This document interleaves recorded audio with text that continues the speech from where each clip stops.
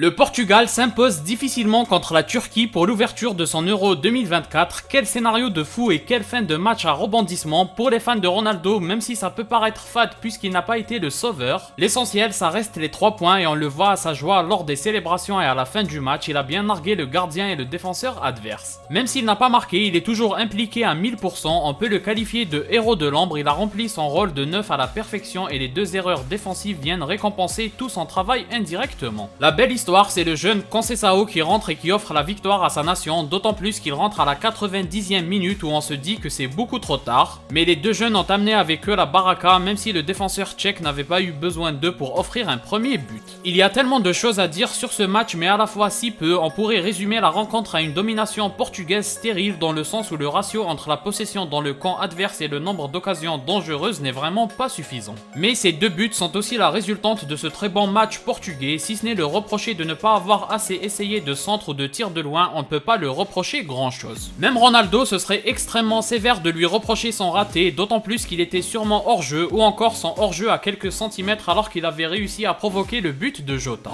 Donc pour ma part, les reproches vont surtout se concentrer sur le milieu de terrain qui a commis des erreurs dans certaines situations à l'image de Bernardo et Fernandes. C'est pas le manque d'efficacité qui mérite d'être pointé parce que le Portugal a peiné à provoquer du danger. Mais ce dont j'avais peur avec ce jeu portugais s'est réalisé, à l'instar du match contre le Maroc en Coupe du Monde. À force de dominer, il laisse de plus en plus l'adversaire se permettre des choses. Autrement dit, ils défendent de moins en moins sérieusement et de manière vaillante, et sur une belle frappe comme celle du Tchèque, ils ne sont pas à l'abri d'encaisser et ce fut le cas. Donc le problème de la domination n'a toujours pas été solutionné et c'est pas parce qu'ils ont l'impression d'être supérieurs à l'adversaire qu'ils ont l'avantage, c'est aussi les champions du monde pour se retrouver dans des situations injustes comme celle de ce match à l'heure de jeu. Ce paradoxe dans le jeu du Portugal ne nous aide pas à avoir un avis définitif. D'un côté, en termes de jeu, c'est l'une des meilleures prestations de toutes les équipes de l'Euro. Ils ont vraiment éteint l'adversaire comme peu d'autres l'ont fait, surtout un adversaire de ce niveau parce que la Tchéquie c'était du sérieux défensivement. Mais d'un autre côté, la fébrilité d'encaisser un but à tout moment et de peiner à provoquer du danger persiste. Pour revenir au recordman de 6 participations à l'Euro, effectivement tous les yeux du monde entier sont posés sur lui, on attend de lui qu'il mette un doublé, qu'il soit le sauveur, qu'il soit le héros. C'est dommage, ça n'a pas été le cas visuellement et c'est tout simplement normal, pour autant sa prestation est très bonne, à quelques centimètres près c'était un doublé. Donc pour ma part, si j'étais portugais, du moment qu'il propose ce genre de prestation, il ne mérite pas de bouger de son poste de 9. Pour information, c'est 100% de passes réussies et 22 pour être précis. C'est aussi 32 ballons touchés, 5 tirs, une grosse occasion provoquée, bref c'est un très bon match sachant qu'il a fait face à un bus et 2 Golgoth. La preuve étant qu'il a parfaitement rempli son rôle puisqu'ils étaient si fatigués que l'un d'eux a commis 2 erreurs fatales, même si la première est plus due au gardien selon moi. Ronaldo est toujours à l'affût, les nerfs des défenseurs finissent par lâcher à force de le surveiller. La réalité indéniable de son match, c'est qu'il est omniprésent, il fait plusieurs appels à vide et si Bruno ne s'était pas trompé à 2-3 reprises en le servant bien en profondeur, c'était des buts garantis. Pareil pour Leao et Bernardo qui m'ont tellement énervé à ne pas lever la tête pour faire la dernière passe. Alors qu'à plusieurs reprises, Ronaldo s'était démarqué avec un appel contre appel, il suffisait de lever la tête et Leao comme Bernardo lui aurait offert un but chacun minimum. C'est vraiment mais vraiment énervant pour des joueurs d'un tel niveau et pareil pour Bruno sur une situation où il y avait 1-1 au score et où il tente un extérieur complètement raté. Et sinon en ce qui concerne le dernier milieu de terrain et c'était Vitinha, pour moi son match n'était quand même pas suffisant, certes c'est le MVP mais j'en attends plus même si son match est effectivement bon. Par exemple sur la remise talonnade exceptionnelle de CR7 il doit mettre un pointu au lieu d'ouvrir le pied alors qu'il était entouré par 3 Tchèques. Même si mon avis sur lui peut paraître sévère, pour moi il aurait dû tenter plus de centres ou de dédoublements à base de 1-2, il joue beaucoup trop la sécurité et ça contribue à la possession stérile du Portugal qui tourne et tourne incessamment. Je pense qu'un Ruben Neves à la place de Cancelo aurait fait du bien surtout face à un bus, la vitesse et les débordements de Dalot et Mendes étaient largement suffisants. J'ai pas bien compris sa plus-value dans un rôle spécial entre milieu terrain et latéral.